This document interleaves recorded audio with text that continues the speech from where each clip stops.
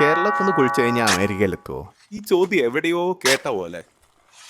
വിവരവും വിദ്യാഭ്യാസമുള്ള ഒരാൾ ഇവിടെ അങ്ങോട്ട് ചോദിച്ചു. അതല്ല പോട്ടാ, ഈ ഭൂമി കുഴിച്ചാൽ എന്താ കിട്ടുക? ഭൂമി കുഴിച്ചാ വെള്ളം, പിന്നെയും കുഴിച്ചാലോ?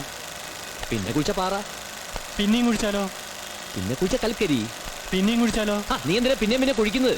അല്ല പോട്ടാ, നോക്ക്, ഇന്ത്യ ഇതാ ഇവിടെ കണ്ടോ, അമേരിക്ക ഇതാ ഇവിടെ. അപ്പൊ ഈ ഇന്ത്യയിൽ നിന്ന് നേരെ കുഴിച്ചു പോയാൽ അമേരിക്കയിലെത്തില്ലേ? ഇല്ലേ? സംഭവം കേട്ട് കഴിഞ്ഞാൽ ഒരു മണ്ട ചോദ്യമാണ്. പക്ഷെ ചോദ്യം മണ്ടത്തരാണെന്നുള്ളതുകൊണ്ട് ഉത്തരം മണ്ടത്തരായിക്കൊള്ളുന്നില്ല.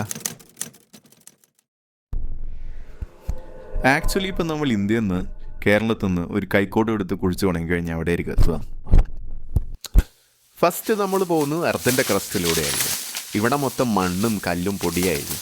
പിന്നെ ഭാഗ്യം ഉണ്ടെന്നുണ്ടെങ്കിൽ ചിലപ്പോൾ ക്രൂഡ് ഓയിലോ പണ്ടത്തെ രാജാക്കന്മാരുടെ നിധിയോ ഒക്കെ കണ്ടെത്തിയെന്ന് വരാം. പിന്നെ നമ്മൾ എത്തുന്നത് എർത്തിൻ്റെ മാൻഡിൽ എന്ന് പറയുന്ന ഏരിയയിലാണ്. ഇവിടെ കൂടെ പോകാന്ന് പറയുന്നത് ഏതാണ്ട് ലാവ കൊണ്ടുണ്ടാക്കിയ ഒരു സ്വിമ്മിംഗ് പൂളിൽ നീന്തുന്ന പോലെ ഇരിക്കും.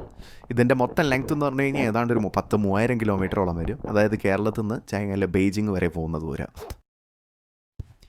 പിന്നെ നമ്മൾ എത്തുന്നത് ഏറ്റവും നീളം കൂടിയ സെക്ഷനായ കോറിലാണ്.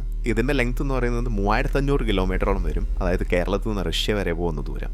ഇവിടുത്തെ ടെമ്പറേച്ചർ എന്ന് പറഞ്ഞു കഴിഞ്ഞാൽ സൂര്യൻ്റെ സർഫസിലെ ടെമ്പറേച്ചറായ ഏതാണ്ട് 6000 ഡിഗ്രി സെൻറ്റിഗ്രേഡോളം വരും.